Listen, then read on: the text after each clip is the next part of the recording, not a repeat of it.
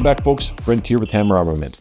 Today we're going to be doing a build-a-belt episode on a more performance-based belt, such as something that you would use for competition. Though it doesn't have to be strictly for that purpose, but I'll go over that in a minute. We're going to break this video up into a couple sections. First, we're going to talk about kind of the theory of how to set it up, the parts we've selected, and why, and then we will go through and put it all together, show you how it gets set up and assembled. This belt setup is something that is great for competition like USPSA or PCSL, or even 3-gun, but it's not only good for those specific competitions. The main purpose of it is just to be a streamlined and efficient setup so that we can focus on shooting. It's not that the setup itself is built for speed or competition, it's built to be efficient and consistent.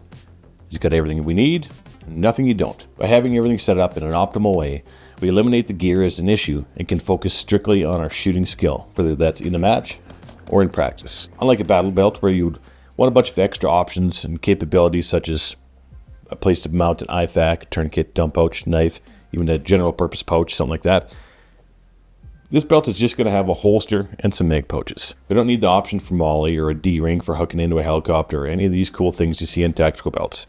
It just needs to be as rigid as possible, so it's not flopping around while we move, and all of our gear stays in a consistent place.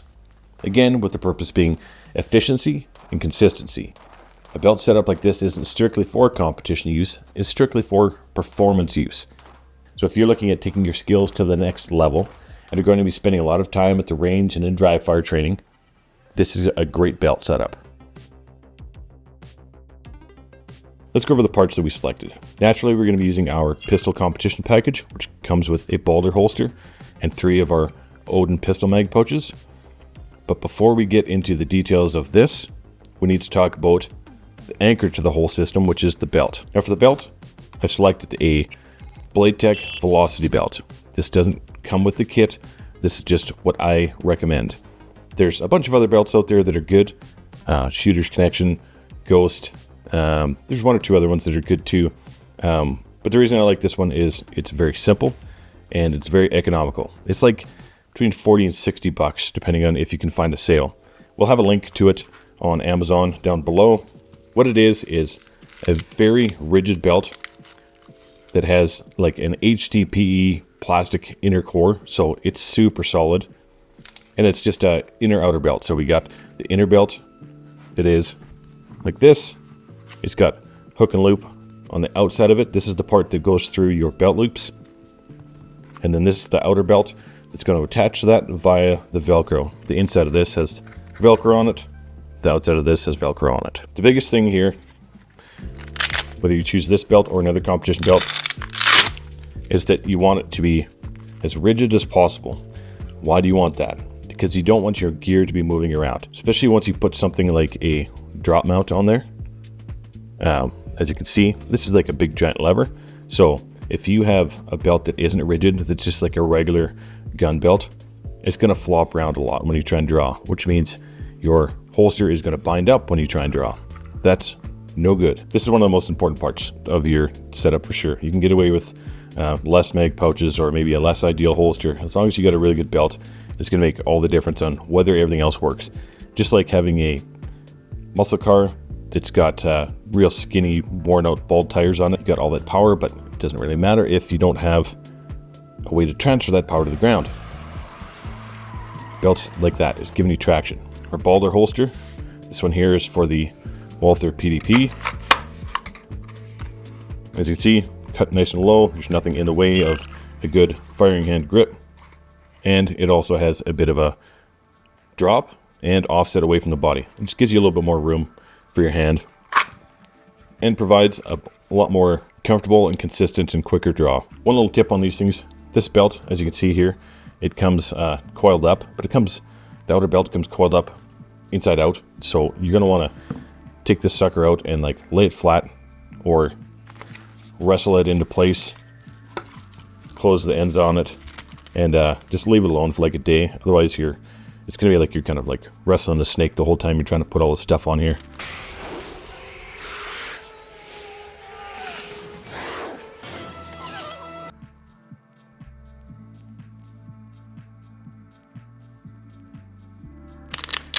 If you do that like the day before, it's going to make your life a whole lot easier. One thing about these, most people put on belts like this, right? Here's your belly button. It's going to close in the front. With competition belts, what you can do, and what I do, is I wear it backwards. So this isn't the front, this is the back. This is the front. Now, that seems a little bit weird, but what that does is basically gives you more real estate along the front for mounting things. If you want to have more pouches or like a magnet or something like that, you can easily put that on the front and it's not going to interfere with how it closes like this. Once you have this on your body, mark out the position that you want to put your holster. You're going to want to put it somewhere between, I don't know, 2 and 3 o'clock probably on your body. Your belly button being, 12 o'clock, your ass crack being 6. I like to line up the front edge of my mount approximately with the front edge of my hip. That seems to be, for me, what works the best for my shoulder and all those things for an economical draw, but also at the same time, it's not wearing out my shoulder, spending hours and hours dry firing or at the range. So once you have your spot, you can't really see my mark anymore. I can see it. I'm not sure if you can, but I've kind of done this a couple times on this belt. So we just have to take our mount apart and put it in place. As you can see, the mount itself is 2 pieces. There's a little window on the back side so that you can get some Velcro engagement in between the 2 belts. Put the mount where you want it. Oh, try not to lose your screws. And set this over top. Now, depending on your holster, you might have to take the holster. I'll show you actually. Oh, don't tighten it too much. Make sure that you're not tightening down any screw until you've got all of them in place. Otherwise, kind of run the risk of cross-threading. Once you got all the screws in place, tighten them all down.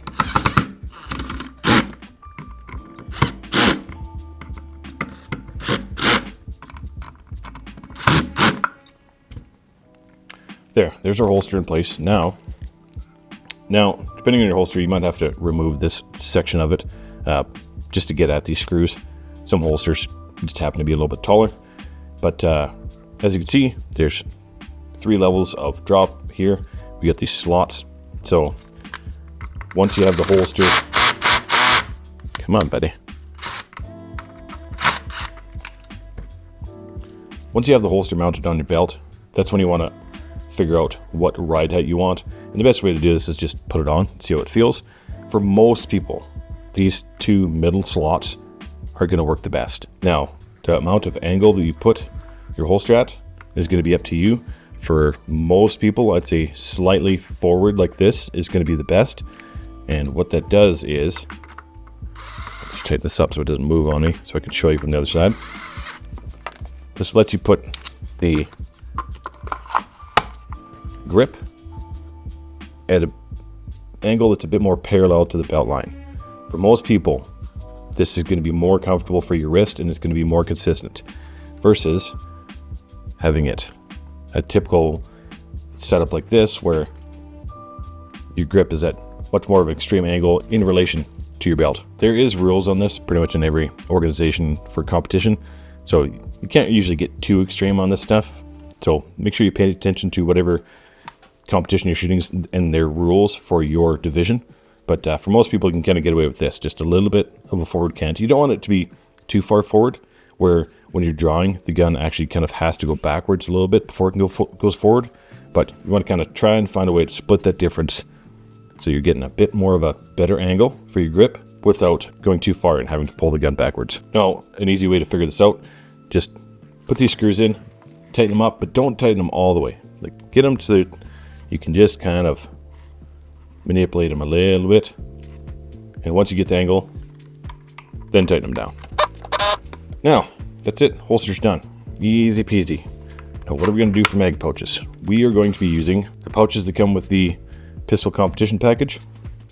And for the mount, we're going to be selecting the, again, Tech Mount Minis, but this time on Tech locks. Now the reason for this is not so much because we need to be able to take them off and swap them around, but more so that we can adjust the angle kind of on the fly, which is pretty handy when you're trying to dial in your angle. Generally, what I like is my first mag pouch to be at a fairly extreme angle, the next pouch to be slightly less, and the last one that's going to be about the 9 o'clock position on my body to be pretty much vertical. This is going to make for a more efficient path for your hand to go when you're doing your reloads. As far as mounting these goes, it's pretty simple. You're going to arrive like this, swing that open, pinch the sides, open it up, and then just put it over top of your belt.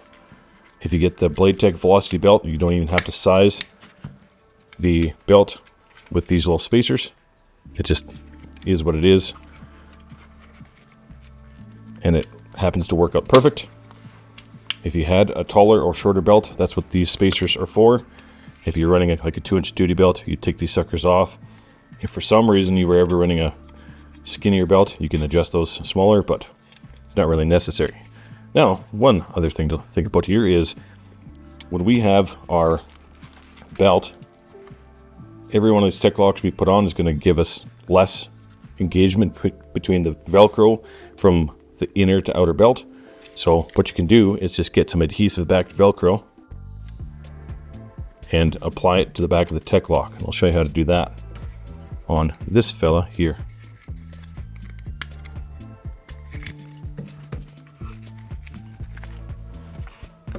So go buy yourself some Velcro from Walmart or whatever. You can get a roll of this stuff for like 10 bucks and it's like a lifetime supply, honestly. Just adhesive backed, so we want to make sure that we clean the back of the tech lock where this is going to go with some rubbing alcohol, just so it is nice and clean and not got any oil or nothing on there.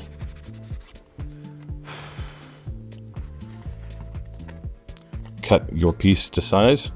It doesn't have to cover the whole thing, it just has to cover where the belt is going to be, right? Which is going to be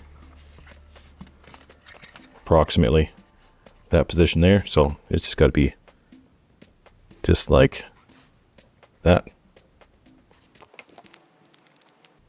Peel the back off. Don't lick it, just stick it. Once you put it on, apply some pressure to it for like 60 seconds. Make sure you kind of roll the edges over a little bit if it overhangs. Apply some pressure so that the ends stick and they don't come undone.